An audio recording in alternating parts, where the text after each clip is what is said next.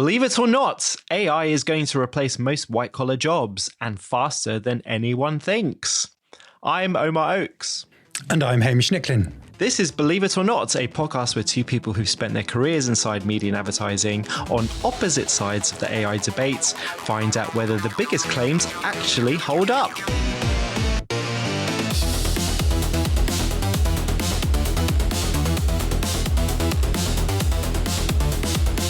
So before we get into it, quick reminder on how this works. Each episode we take one claim about AI that's shaping real decisions in media and advertising, and we find out whether it holds up. Hamish, who runs an AI consultancy and is obviously keen to talk about the possibilities of this tech, he's going to make the strongest possible case for whatever the claim is. Then I, a cynical old media industry journalist and AI skeptic, I'm going to ask the difficult questions. At the end, we each give a verdict, and along the way, we should get a sense of what's actually valuable about this technology for people and business without getting into the weeds of Terminator Skynet fantasies. Okay. But first, what's been on your mind this week, Hamish? Or rather, what's caught your AI? I came across something a few weeks ago that I can't quite get out of my head, and I wanted to share it with you. It's properly mad. Basically, you remember that game Doom from the 90s? The single-player shoot-'em-up game? Yeah. I played so much I nearly failed my degree. Well, a bunch of scientists taught some brain cells in a Petri dish how to play it.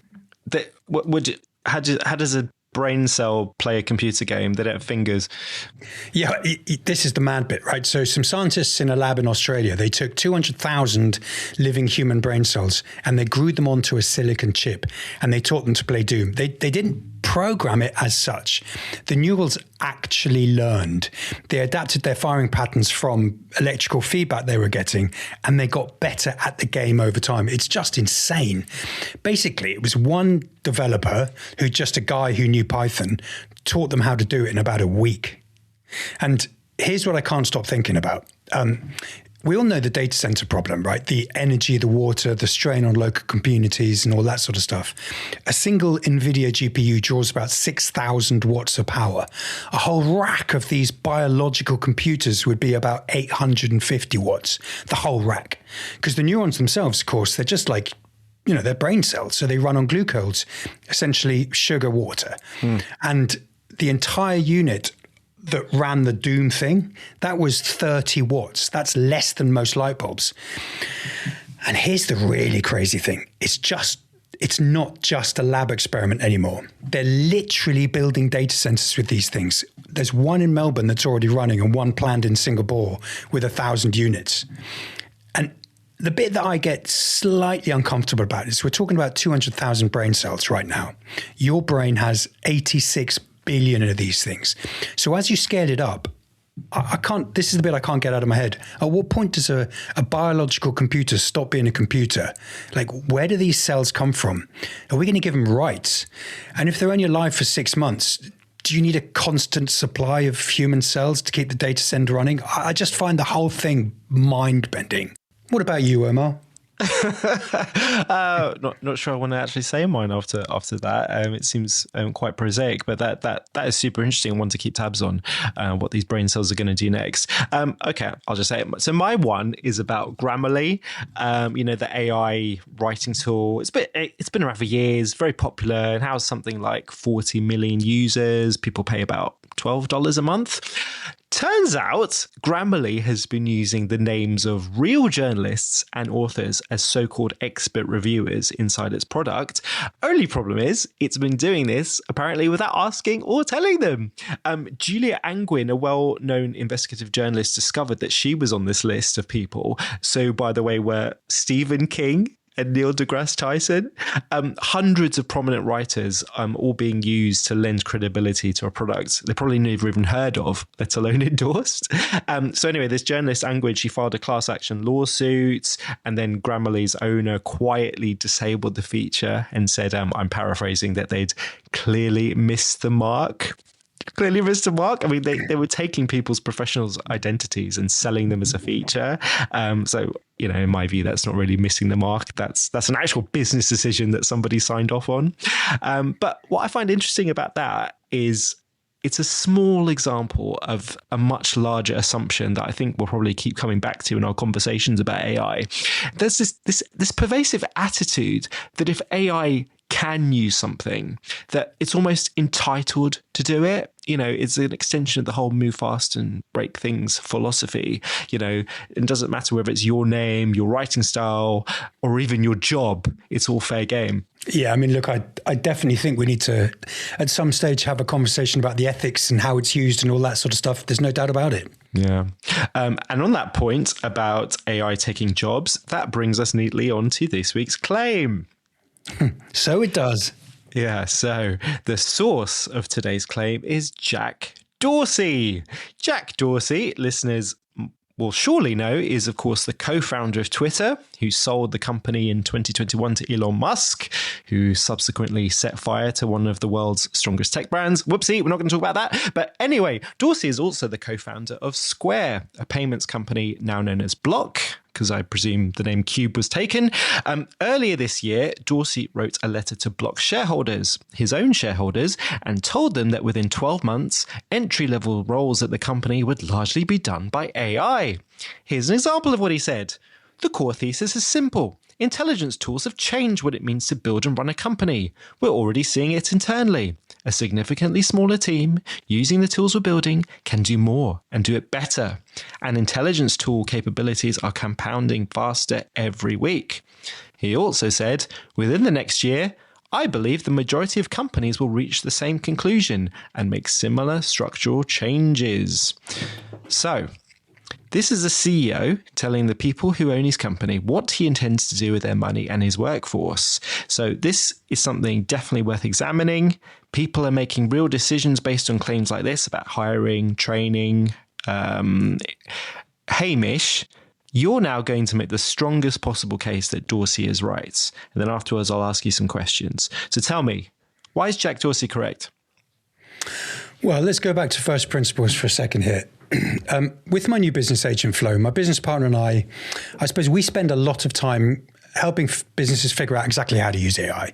And we spend a lot of that time talking to the teams who do the work on the ground. And we try and say to them, look, how can we help you do more of the stuff that you really want to do and less of what you don't want to do? And the approach we take is really, really simple. We just talk to someone about what they do. We break down their job into workflows and we break those workflows down into tasks. So let's take a typical workload that most people do at some stage in their career, or at least most people do in their week, right? Because it's something that happens very regularly. So we might say to someone, what do you actually do that looks like that? And they say, well, every week I have to send this report. It takes me about a day or two. That would be the workflow. Then what we do is you break that workflow into different tasks. What is it that kicks off the workflow? What data do you need? Where do you get it from? Once you've got it, what do you do with it? What buttons do you press on your computer? What thought processes do you go through? What decisions do you have to make? How do you know when good looks like, when the thing you're trying to do is finished? And then once you've got it, what do you do with it? Do you give it to someone? Do you email it? Do you put it in a shared drive? Whatever it happens to be. It's the whole set of tasks that breaks that down into different tasks from the workflow. And I think to get back to your question, what we know the technology can do today is an awful lot of those tasks. So if we look at that sort of sending out a weekly report, it can grab data from different places. It can interpret it. It can clean it. It can do some of the initial interpreting of the data and the first drafting and the summarization. It can then take that and put it somewhere. Right? It can send an email, it can put it in a shared drive or a Teams chat. So it can do an awful lot of that workflow.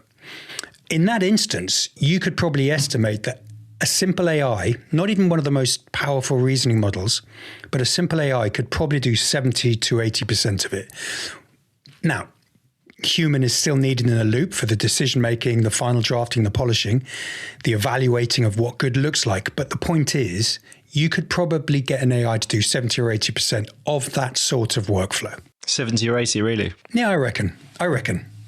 Now, not all workflows get broken down into automatable tasks. That's true. But regardless, on that basis alone, you look at it and you go, there's something in what Dorsey's saying, right? Because just on a pure task by task basis, the AI is getting very, very good. And when you think about types of roles, like entry-level roles, how much of what an entry-level person does is just what I call meat APIs. You know, they're grabbing data, scrubbing it, pushing it somewhere else. Like when I first started in the workplace, you just call it data input, data entry stuff, right? The AI is brilliant at doing that sort of thing. So you could argue that, again, in those cases, it's gone. And then when you layer on top of that the macro picture, you know, over the next 12 months, do you expect the economy to massively pick up or still be bumbling along, given everything that's going on?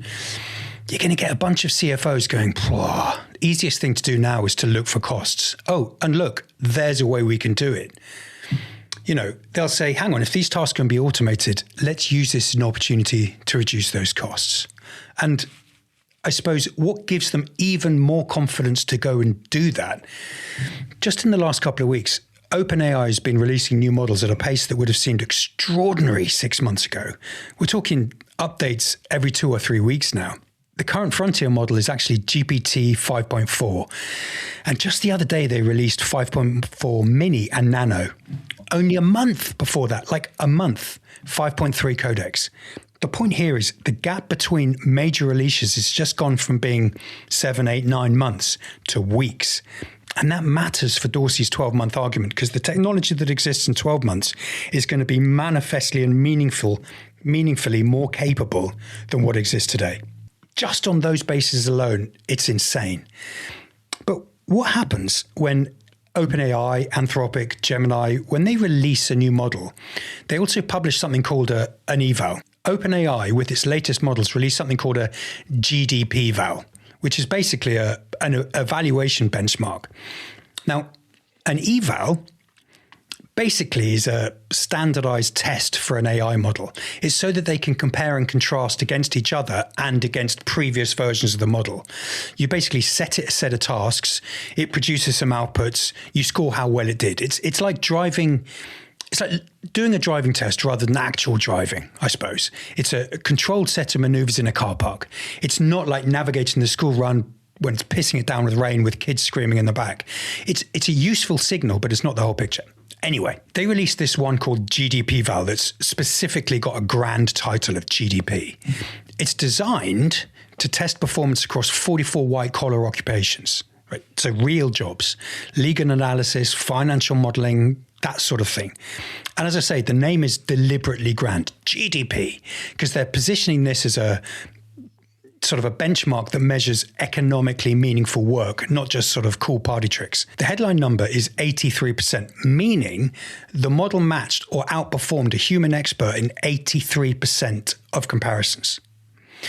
And they got 87% on the kind of spreadsheet modeling that junior investment bankers do. You know, those are the sort of human roles that only geniuses are supposed to be able to get and do.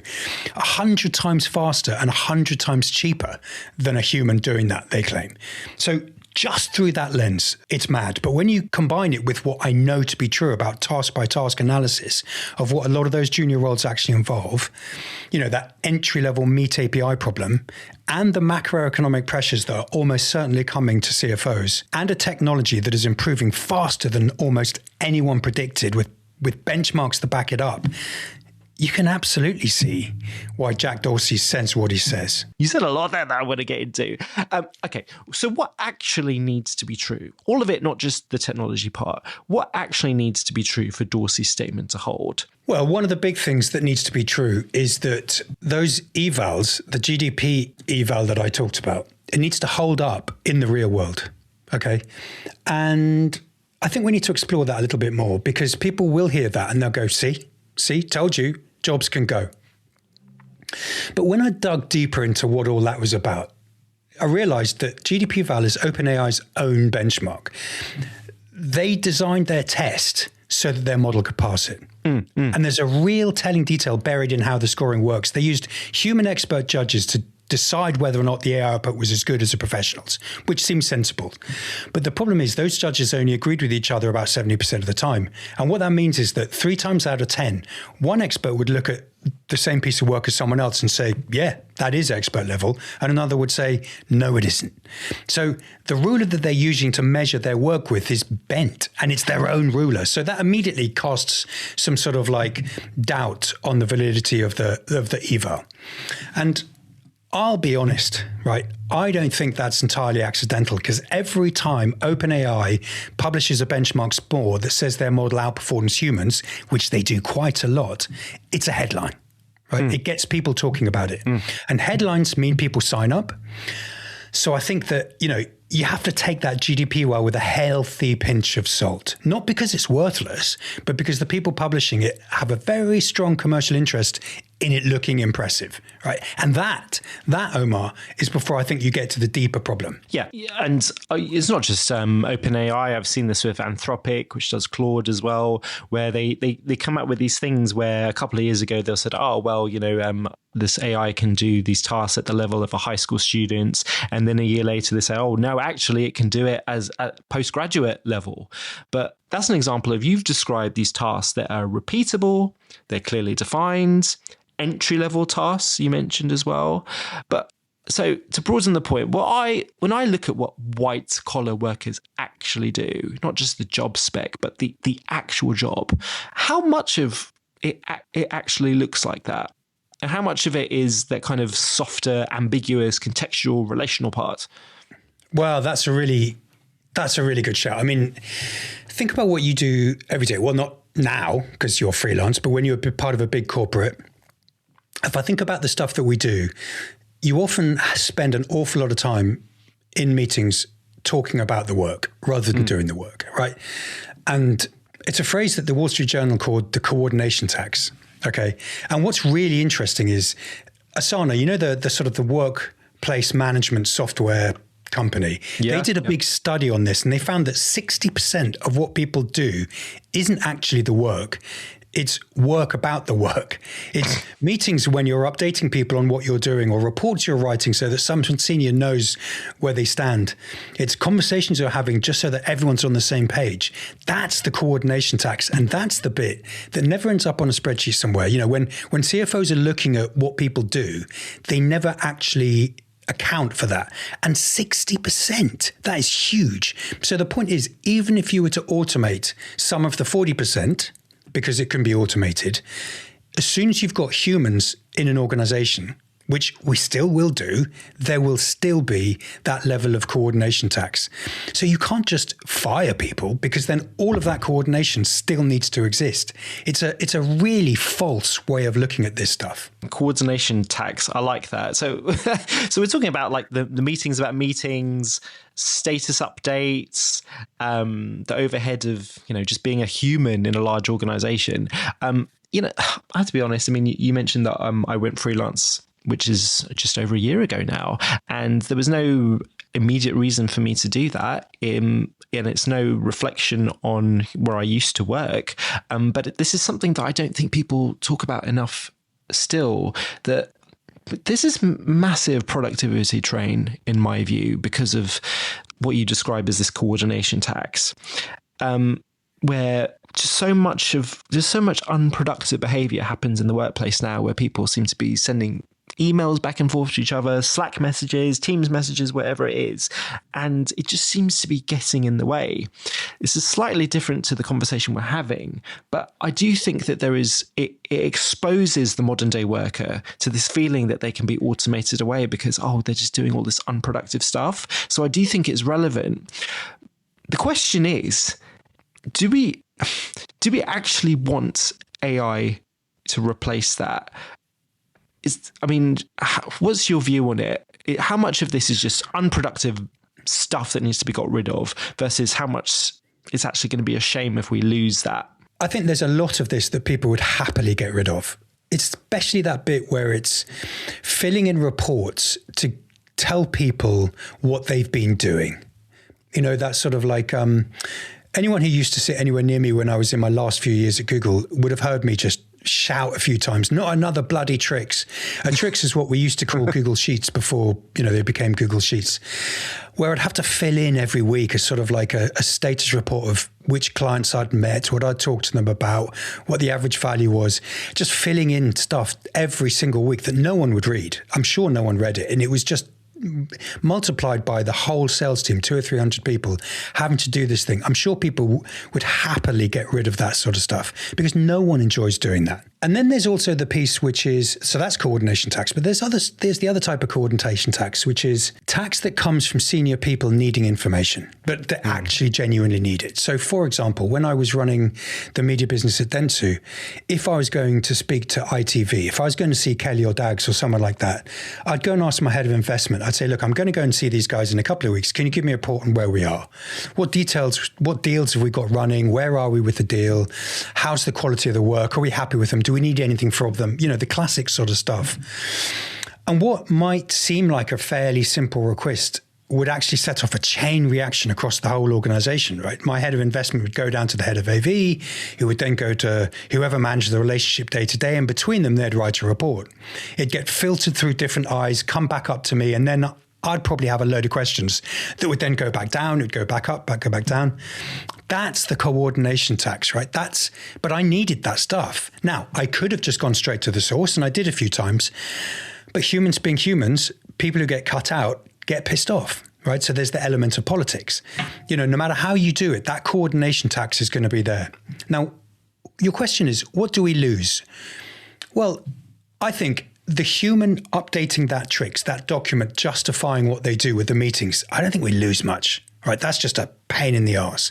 But the other one, you lose if I find another way of getting the information. The people who are more junior, actually, I remember when I had to do that stuff, yes, it used to piss me off.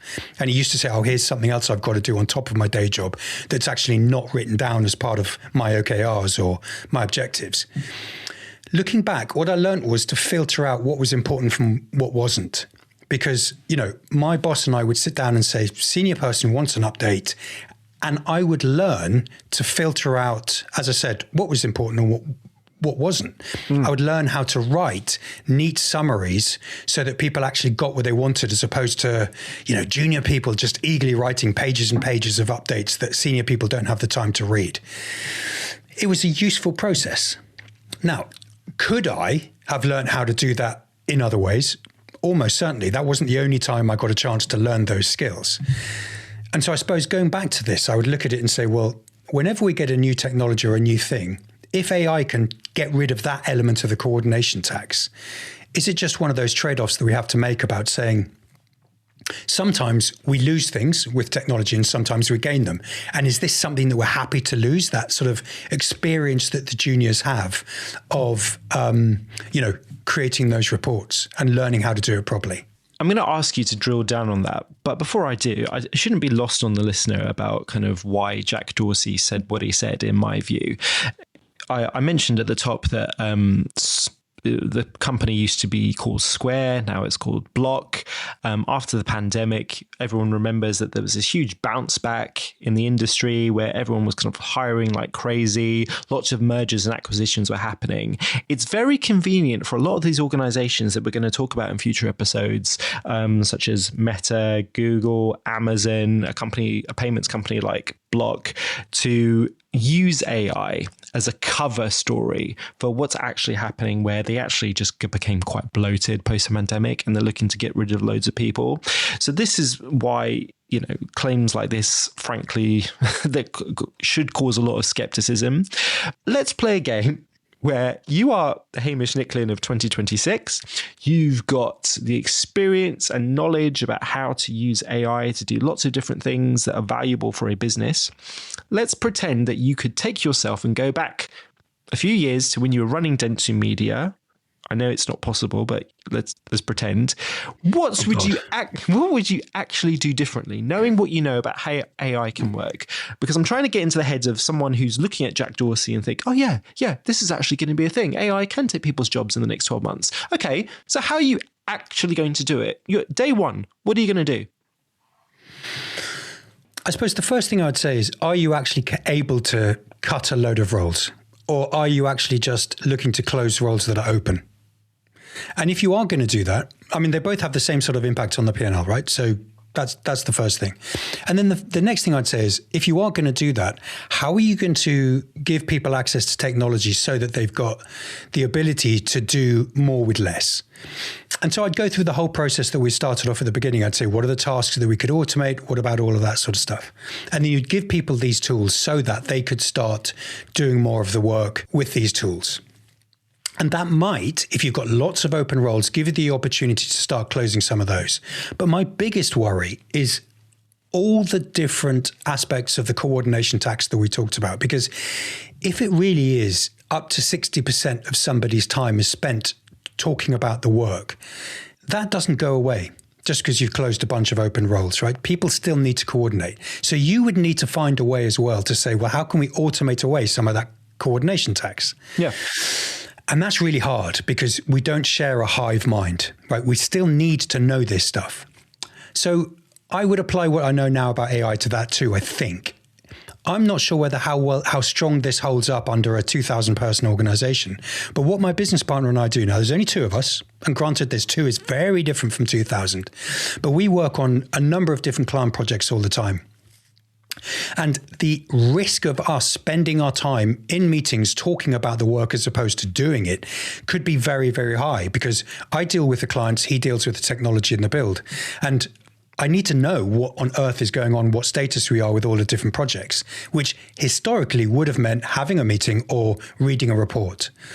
Whereas what we do now is he just makes sure that every time he's working on a project, he pushes it to something called a GitHub repo, which is basically a technology repository for code, right? It's a bit like, think Google Drive, but for code. And at the end of every day, he does that. He makes sure that all of the project work that he's done is up to date.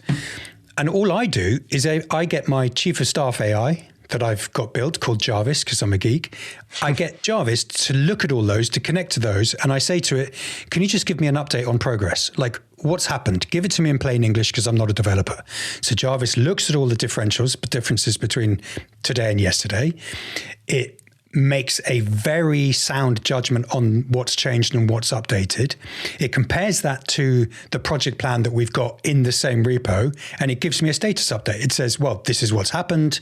This is what's happened today. This is whether you're on track, whether you're not on track. And I go back and forth with Jarvis, and it takes me about 10 minutes to get up to speed on all of our projects.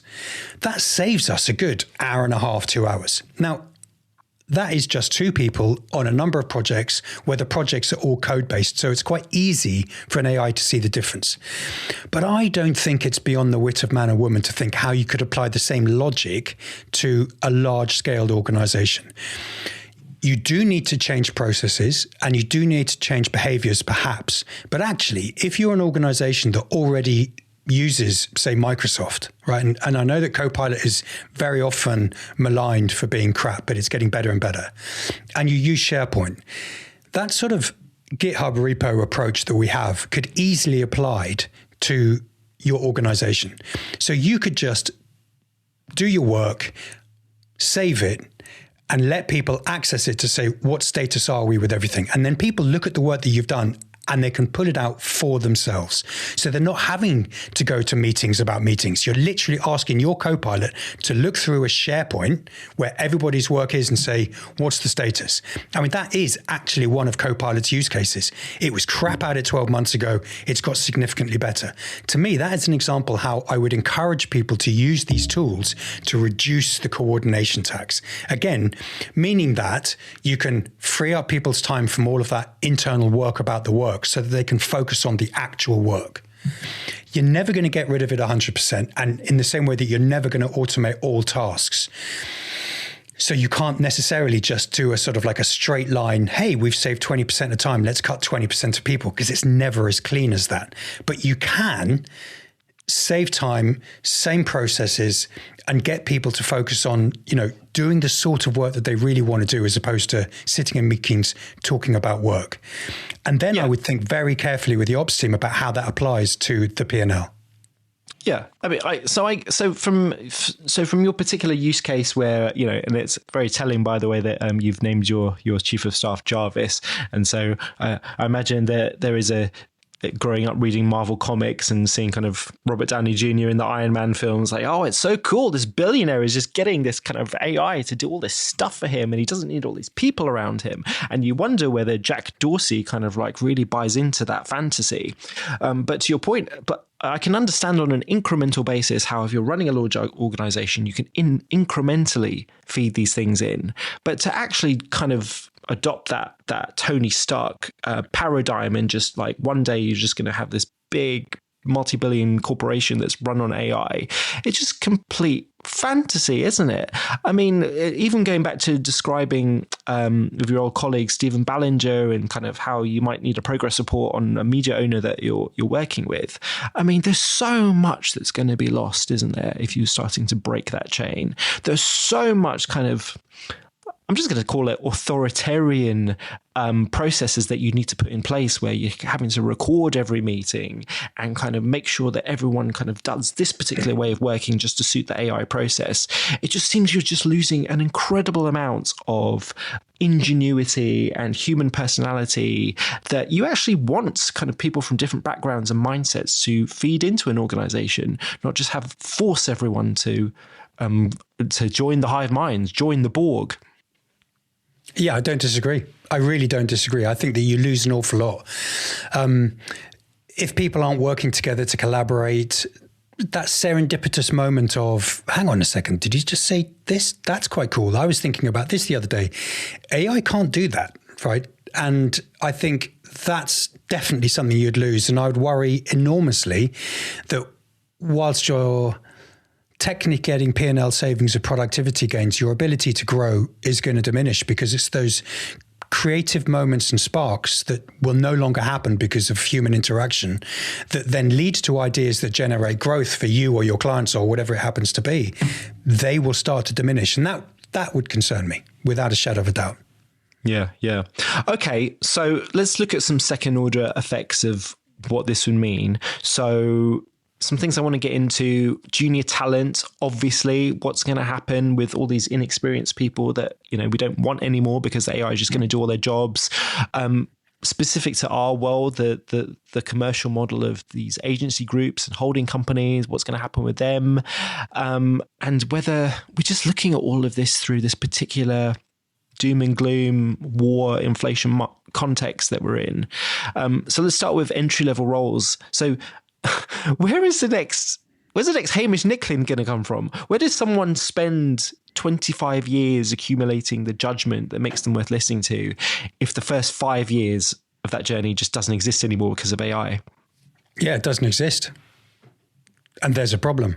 The pipeline doesn't exist. I mean, I've been talking about this for quite some time and I've seen it written about a lot now all over Substack and LinkedIn. That's sort of the pipeline problem that people talk about. It doesn't exist. If you automate away the entry-level roles and you just say, well, actually, there's no judgment applied by these people. There's no decisions making. They're literally just meet APIs and we can genuinely automate that. So let's not hire them. Well, then you genuinely do have a pipeline problem, right? And I think that's a big, big issue.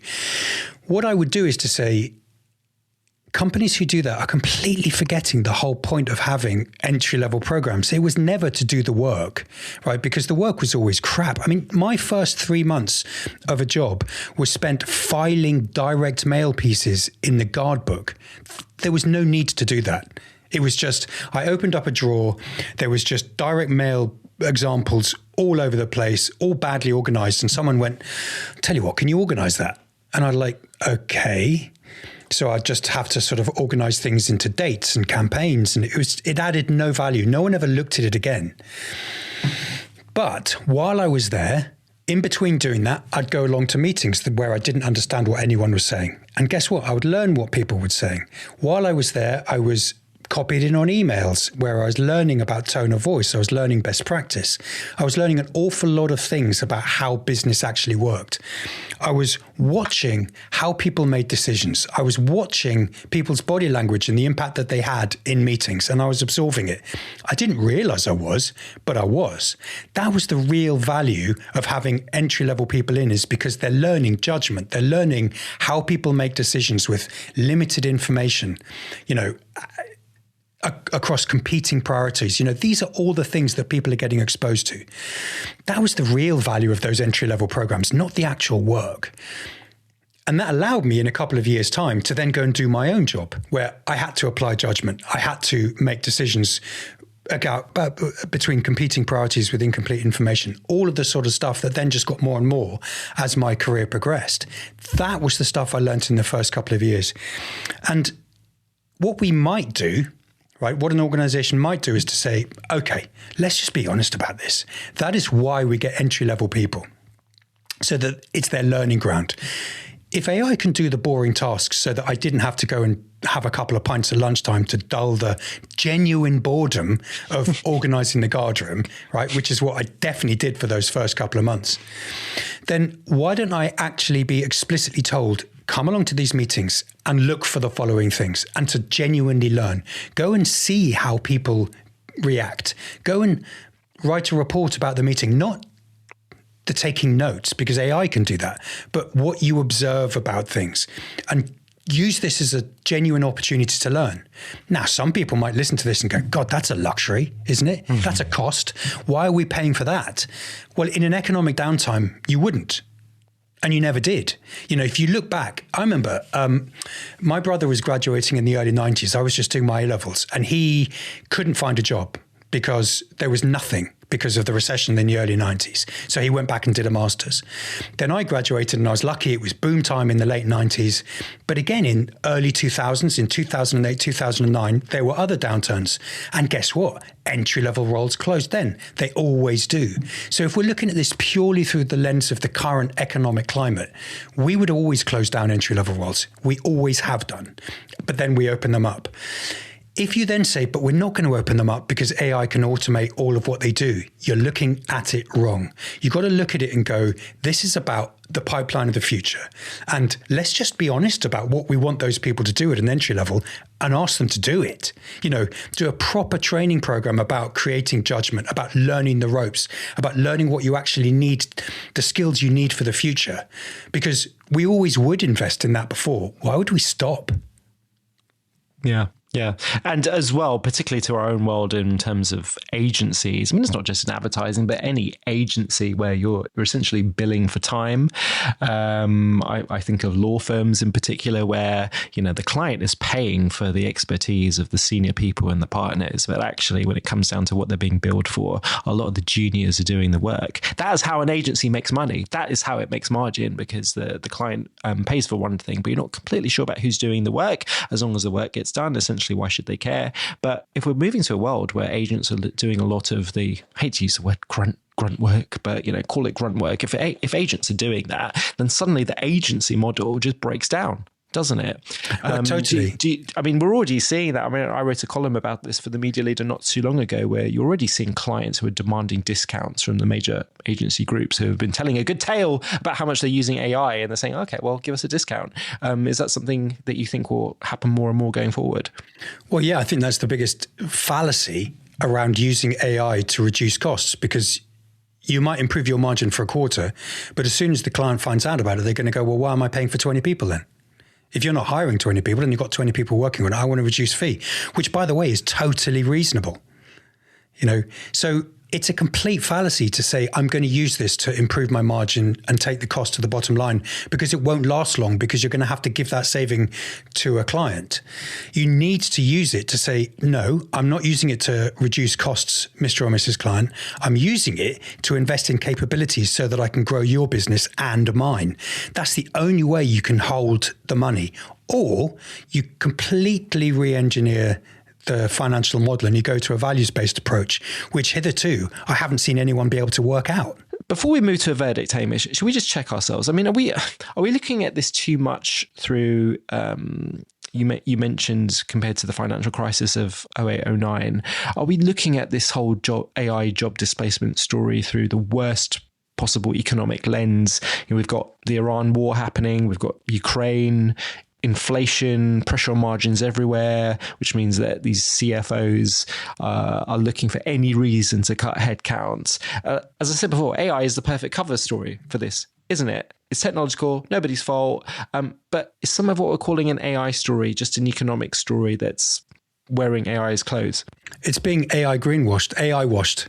Yeah. Yeah, I absolutely think it is, especially when you look back at some of the companies that are reporting that they've saved thousands and thousands of jobs from AI, and they've been doing it over the last 6 months. The technology was not good enough then. So when I started at the top of this podcast saying, that AI can do a lot of this stuff, yes, it can today, but even 6 months ago, it couldn't do. So if you were cutting jobs because of what the technology was capable of 6 months ago, you're total lunatic. Your output and the work that you do would just collapse.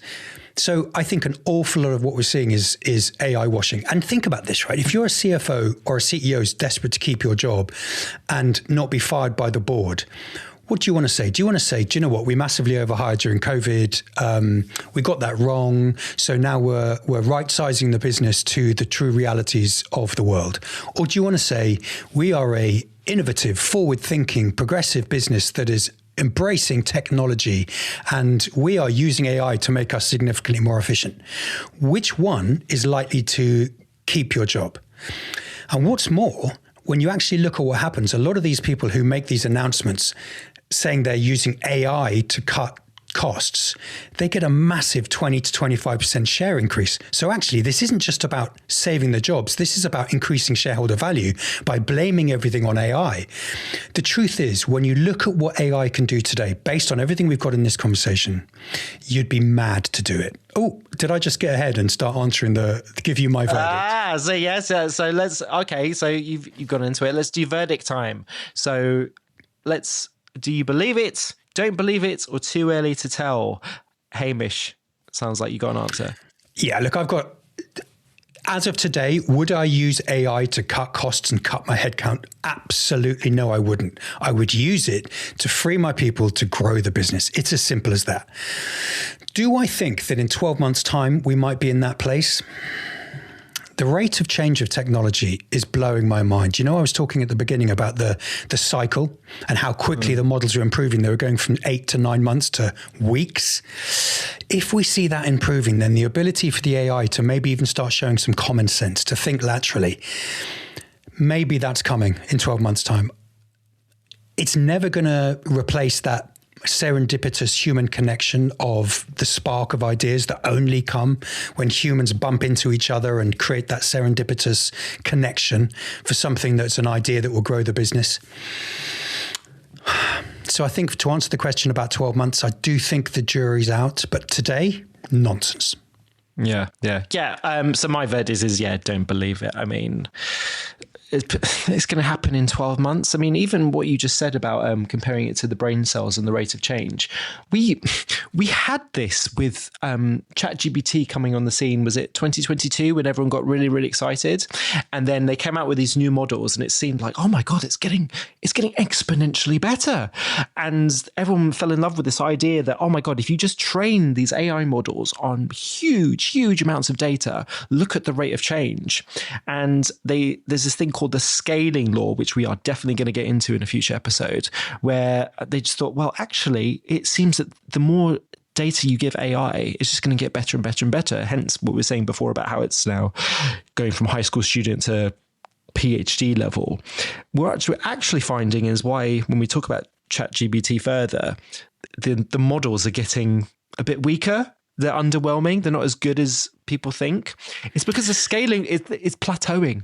Okay, I do want to challenge that a little bit, because the way you're looking at it there is the model, what the model's intelligence can do in a one-shot chat conversation. Where the models are going is less sort of chat-based, more agentic, i.e. you look at Claude Code, you look at Claude, what it does today, it's got little digital arms and legs. And it's those arms and legs where it can actually go off and do things, not just be intelligent, which is where it's going to have the biggest impact, is what are the jobs that it can actually do. So I think you're right to say that perhaps the models aren't going to get a great deal cleverer, maybe.